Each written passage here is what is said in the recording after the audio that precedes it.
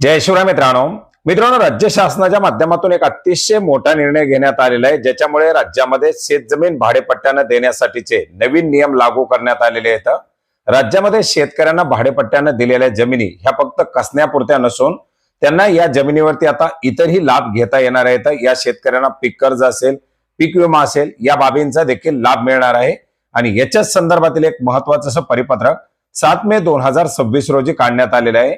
महाराष्ट्र शेतजमीन भाडेपट्ट्याने देण्याबाबत अधिनियम 2017 आणि नियम 2024 च्या अंमलबजावणीबाबत मार्गदर्शक सूचना। याच्यामध्ये आपण पाहू शकता, राज्य कुळ वहिवाट कायद्याखाली अंतर्भूत असलेले प्रतिबंध आणि निर्बंध यामुळे जमीन मालक आणि पट्टेदार शेतकरी यांना दिल्या जाणाऱ्या जमीन या केवळ अनौपचारिक करार पाडण्यास भाग पाडले जाते। यामुळे या पट्टेदार शेतकऱ्यांना सर्वसाधारणपणे जे काही इतर लाभ देय असतात त्या लाभापासून ते शेतकरी वंचित राहतात आणि या शेतकऱ्यामध्ये, या जमीन मालकांमध्ये या शेतजमीन पट्ट्याने देण्याबाबत असुरक्षिततेची भावना निर्माण झालेली आहे। या शेतकऱ्यांना या जमिनी फक्त कसण्यापुरत्याच असल्यामुळे या शेतकऱ्यांना इतर कुठल्याही प्रकारचे लाभ घेता येत नाहीत आणि याच्याचमुळे राज्यातील जमीन मालक आणि पट्टेदार शेतकरी यांच्या हिताचं संरक्षण करण्यासाठी राज्य शासनाच्या माध्यमातून एक महत्त्वाचा असा बदल करण्यात आलेला आहे। शासन परिपत्रक आपण पाहू शकता, महाराष्ट्र शेतजमीन भाडेपट्ट्याने देण्याबाबत अधिनियम 2017 सन 2023 चा महाराष्ट्र अधिनियम क्रमांक 28 आणि महाराष्ट्र शेतजमीन भाडेपट्ट्याने देण्याबाबत नियम 2024 ची प्रत।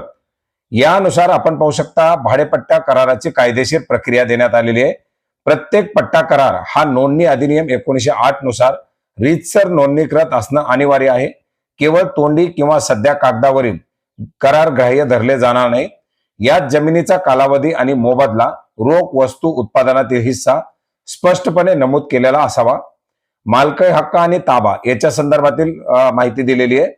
कराराचा कालावधी संपतात जमिनीचा ताबा कोणत्याही कायदेशीर अडथळ्याविना मूल मालकाकडे येईल। या करारामुळे पट्टेदाराला जमिनीवरती कोणताही कायमस्वरूपी मालकी हक्क सांगता येणार नाही। पट्टेदार शेतकऱ्याचं हित, नोंदणीकृत पट्टे कराराच्या आधारावरती पट्टेदार शेतकऱ्यांना बँकांकडून पीक कर्ज, पीक विमा मिळवून देण्यासाठी संबंधित बँकांना सहकार्य करावं।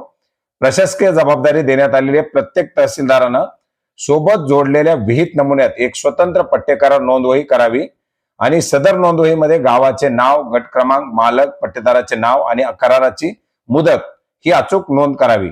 याच्यामध्ये जमीन मालक आणि पट्टेदार यांच्यामधील वादाचे निराकरण करण्यासाठी तहसीलदार हे सक्षम प्राधिकारी असतील। प्राप्त अर्जावरती 3 महिन्याच्या आतमध्ये अंतिम निर्णय देणं बंधनकारक राहणार आहे।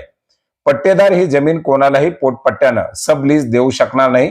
अनुसूचित जमातीच्या व्यक्तीची जमीन असल्यास जिल्हाधिकाऱ्याच्या पूर्व परवानगीशिवाय कोणताही करार करता येणार नाही। असे काही महत्त्वाचे असे बदल करण्यात आलेले आहेत, ज्याच्यामुळे या पट्टेदार, या भाडेपट्टे करार केलेल्या शेतकऱ्यांना आता या जमिनीवरती पीक कर्ज किंवा पीक विमा या सर्व बाबींचा लाभ घेता येणार आहे। मित्रांनो, अतिशय महत्त्वाचा असा बदल, कारण या पट्ट्याने शेतजमीन करणाऱ्या शेतकऱ्यांना पतसंस्थामार्फत कर्ज दिली जात नव्हती, बँकांमार्फत कर्ज दिली जात नव्हती किंवा पीक विमाही भरता येत नव्हता। शासनाकडून देण्यात येणाऱ्या सुविधा, आपत्ती निवारण सहाय्य आणि इतर आधारभूत सेवा या मिळत नव्हत्या आणि आता या सेवा मिळण्याचा मार्ग मोकळा झालेला आहे। याच्यामुळे शेतकऱ्यांनी या जमीन मालकांना एक मोठं बळ मिळणार आहे। मित्रांनो, हा महत्त्वाचा असा निर्णय आपण महाराष्ट्र.gov.in या संकेतस्थळावरती पाहू शकता। याची लिंक आपल्याला व्हिडिओच्या डिस्क्रिप्शन बॉक्समध्ये सुद्धा देण्यात आलेली आहे। धन्यवाद।